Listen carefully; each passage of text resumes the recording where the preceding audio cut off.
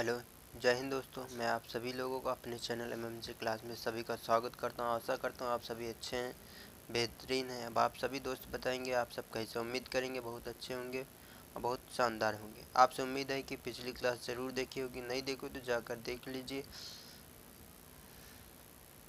और इसी तरह क्लास में बने रहिए। तो आज हम लोग प्रैक्टिस करने वाले हैं। नया चैप्टर है सामाजिक एवं धार्मिक सुधार आंदोलन, पार्ट 1 देखने वाले हैं। सामाजिक एवं धार्मिक सुधार आंदोलन पार्ट 1 से जितने क्वेश्चन प्रैक्टिस करने वाले हैं। आप किसी भी एग्ज़ाम की तैयारी कर रहे हैं, चाहे वो रेलवे का कोई भी एग्ज़ाम हो या एसएससी को हो या यूपीएससी का या यूपी से रिलेटेड कोई भी एग्ज़ाम हो, UP constable, UP SI, UP RO, लेखपाल, सभी के एग्ज़ामों की तैयारी कर रहे हैं तो इस क्लास को आपसे निवेदन है भाइयों, एक बार ज़रूर देखिए। आप चैनल पर नए हो तो चैनल को सब्सक्राइब कर लीजिए। तो चलिए बिना टाइम वेस्ट किए क्लास को स्टार्ट करते हैं और कमेंट करके ज़रूर बताइए क्लास कैसी लगी। पहला क्वेश्चन है आज का, निम्न में से किस वर्ग को सर्वप्रथम पश्चिमी सभ्यता ने प्रभावित किया था? निम्न में से किस वर्ग को सर्वप्रथम पश्चिमी सभ्यता ने प्रभावित किया था? तो शिक्षित हिंदू मध्यम वर्ग ने। तो आपका ऑप्शन सी सही रहेगा। शिक्षित हिंदू मध्यम वर्ग ने प्रभावित किया था पश्चिमी सभ्यता ने।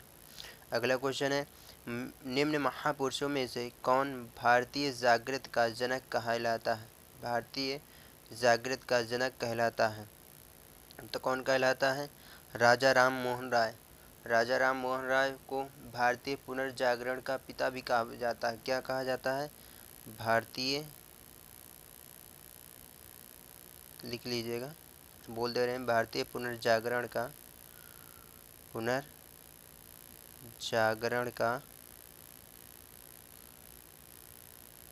पिता भी कहा जाता है। क्या कहा जाता है? पिता भी कहा जाता है। और क्या कहा जाता है? भारतीय राष्ट्रवाद का पैगंबर भी कहा जाता है इन्हें। और क्या कहा जाता है इन्हें? भारतीय राष्ट्रवाद का पैगंबर भी कहा जाता है। राष्ट्रवाद का पैगंबर भी कहा जाता है इन्हें। बहुत इम्पोर्टेंट है, इन्हें भारतीय राष्ट्रवाद का जनक भी कहा जाता है, आधुनिक भारत का पिता भी कहा जाता है। और क्या कहा जाता है? प्रथम आधुनिक पुरुष भी कहा जाता है। इन्हें युग दूत भी कहा जाता है। ठीक, आप नोट कर लीजिए, हम बोल दे रहे हैं। राजा राम मोहन राय को भारतीय जागृत भी कहा जाता है, भारतीय राष्ट्रवाद का पैगंबर भी कहा जाता है, अतीत और भविष्य के मध्य सेतु भी कहा जाता है, भारतीय राष्ट्रवाद का जनक भी कहा जाता है इन्हें और क्या कहा जाता है? आधुनिक भारत का पिता भी कहा जाता है, अब प्रथम आधुनिक पुरुष भी कहा जाता है, युग दूत भी कहा जाता है इन्हें। तो यार बहुत इंपॉर्टेंट क्वेश्चन हर एक एग्ज़ाम में अलग अलग पूछा गया है, तो आप नोट कर लीजिएगा और वीडियो को फिर से वापस करके देख लीजिएगा। तो अगला क्वेश्चन है, भारतीय राष्ट्रवाद का जनक किसे माना जाता है? भारतीय राष्ट्रवाद का जनक किसे माना जाता है? तो इनमें से किसी को नहीं माना जाता, तो आपका ऑप्शन डी सही रहेगा। क्या सही रहेगा? डी सही रहेगा। ठीक, अगला क्वेश्चन है, और किसे माना जाता है राष्ट्रवाद का जनक? तो ये लिख लीजिएगा, राजा राम मोहन राय को। राजा राम मोहन राय को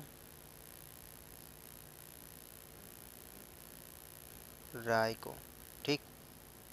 अगला क्वेश्चन है, किसको भारतीय पुनर्जागरण का पिता कहा जाता है? किसे कहा जाता है? अभी हमने बताया तो राजा राम मोहन राय को, तो आपका ऑप्शन ए सही रहेगा।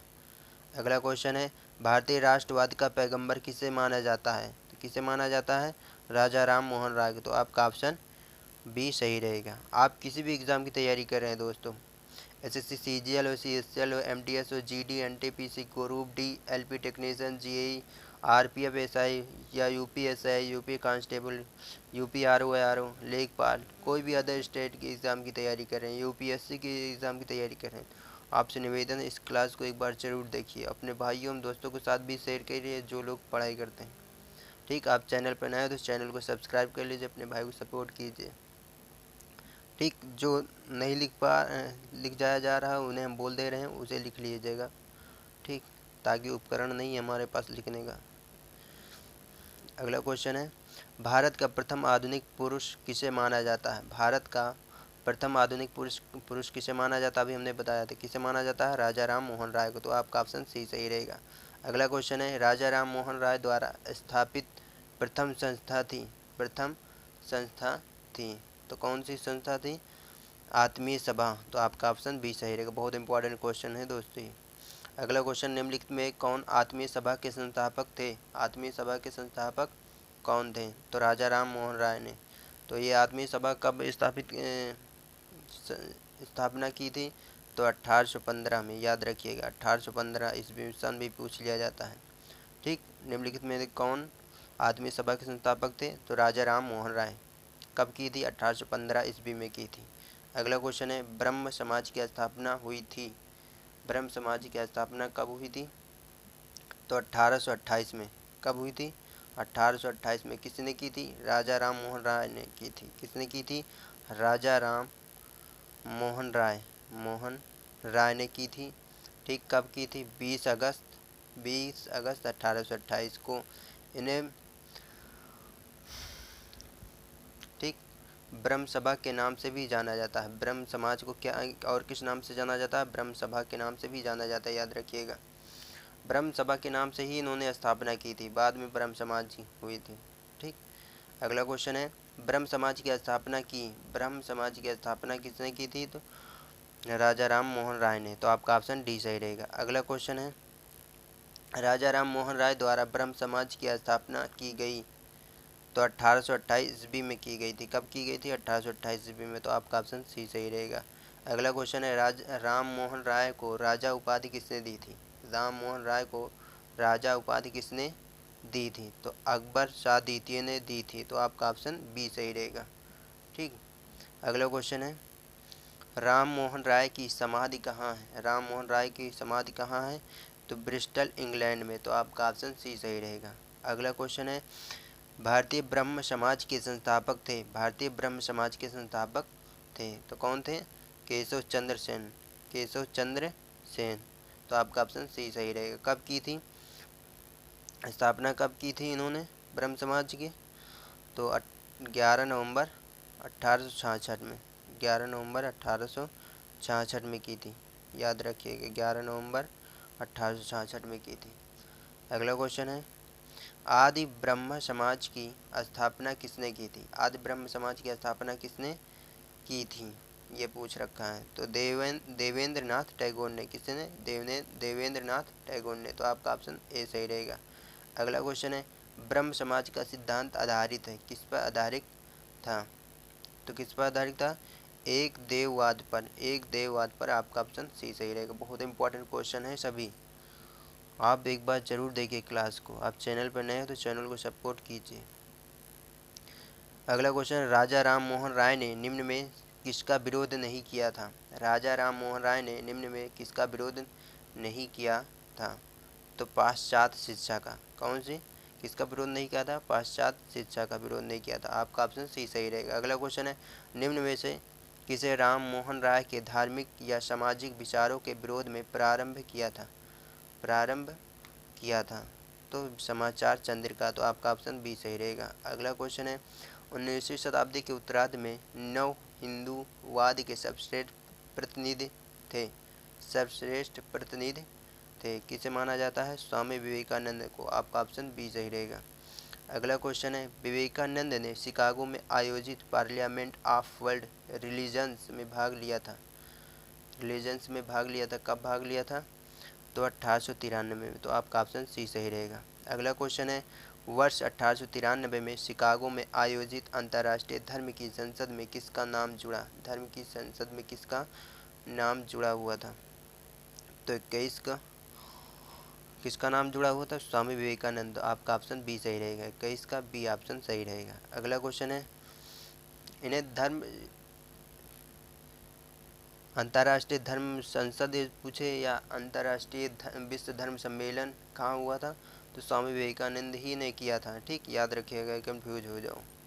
अगला क्वेश्चन है, व्यवहारिक वेदांत के प्रतिपादक कौन है? व्यवहारिक वेदांत के प्रतिपादक कौन है?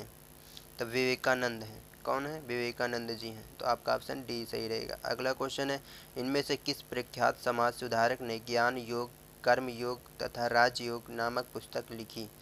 किसने पुस्तक ये लिखी थी? तो स्वामी विवेकानंद जी ने लिखी। तो आप बहुत इंपॉर्टेंट है ये क्वेश्चन। ज्ञान योग पुस्तक, कर्मयोग पुस्तक, राजयोग नामक पुस्तक किसने लिखी थी? स्वामी विवेकानंद जी ने लिखी थी। आपका ऑप्शन ए सही रहेगा।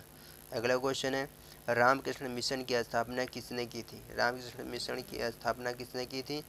तो स्वामी विवेकानंद जी ने की थी। स्वामी विवेकानंद जी ने की थी। कब की थी? 1897 में की थी। कब की थी? 1897 में की थी। अगला क्वेश्चन है, शारदा मणि, शारदा मणि कौन थी? कौन थी? तो कौन थी? रामकृष्ण परमहंस की पत्नी थी। आपका ऑप्शन बी सही रहेगा। ठीक दोस्तों, अगला क्वेश्चन है, ईश्वर के बारे में सोचने के लिए मेरे पास वक्त नहीं है, क्योंकि अभी इस धरती पर ही बहुत काम किया जाना है। उपयुक्त कथन किसका है? यह कथन किसका है, यह बताना है। किसका है? तो स्वामी ईश्वर चंद्र विद्यासागर का है। तो आपका ऑप्शन डी सही रहेगा। ठीक दोस्तों, अगला क्वेश्चन है, ब्रिटिश साम्राज्य पूरी तरह से सड़ चुका है, हर तरह से भ्रष्ट है, अत्याचारी व हीन है, यह कथन किनके द्वारा किया गया था? ये पूछा जाता है कथन, इसी वजह से हमने करा दिया। तो सिस्टर निवेदिता के द्वारा। किसके द्वारा? सिस्टर निवेदिता के द्वारा। या आपका ऑप्शन ए सही रहेगा। अगला क्वेश्चन है, दयानंद सरस्वती द्वारा स्थापित है। दयानंद सरस्वती द्वारा स्थापित है। तो क्या स्थापित है? आर्य समाज। आर्य समाज की स्थापना की थी दयानंद सरस्वती। अगला क्वेश्चन है, वेदों के पुनरुत्थान का श्रेय किसे है? वेदों के पुनरुत्थान का श्रेय किसे दिया जाता है? तो स्वामी दयानंद सरस्वती जी को। किसे? स्वामी दयानंद सरस्वती जी को दिया जाता है। तो आपका ऑप्शन सी सही रहेगा। अगला क्वेश्चन है, लास्ट क्वेश्चन है इस पार्ट का, वेदों की ओर चलो किसने कहा था? वेदों की ओर चलो किसने कहा था? तो दयानंद सरस्वती जी ने कहा था। दयानंद सरस्वती जी ने कहा था। आपका ऑप्शन बी सही रहेगा। आप लोगों को क्लास कैसी लगी? क्लास अच्छी लगी हो तो कमेंट करके ज़रूर बताइएगा। आप चैनल पर नए हो तो चैनल को सब्सक्राइब कर लीजिए। और जो लोग आपके भाई या बहन कोई भी दोस्त तैयारी कर रहे हैं तो उनके साथ भी ये इस क्लास को शेयर कीजिए, ताकि वो चैप्टर वाइज क्वेश्चन प्रैक्टिस कर सकते हैं। ठीक, बहुत इंपॉर्टेंट क्वेश्चन हर एक एग्ज़ाम में पूछा जाता है। कोई भी अदर एग्ज़ाम में, कोई भी वनडे एग्ज़ाम हो, एसएससी हो, रेलवे हो, यूपी से रिलेटेड कोई भी एग्ज़ाम, यूपी कांस्टेबल या एसआई, लेखपाल, आरओ, कोई भी एग्ज़ाम हो, यूपीएससी एग्ज़ाम हो, कोई भी एग्ज़ाम हो, वनडे आपके लिए बेनिफिट क्लास है। तो आपसे गुजारिश है इस क्लास को एक बार ज़रूर देखिए टाइम निकाल के। ठीक, आप चैनल पर नए हैं तो चैनल को सब्सक्राइब कर लीजिए।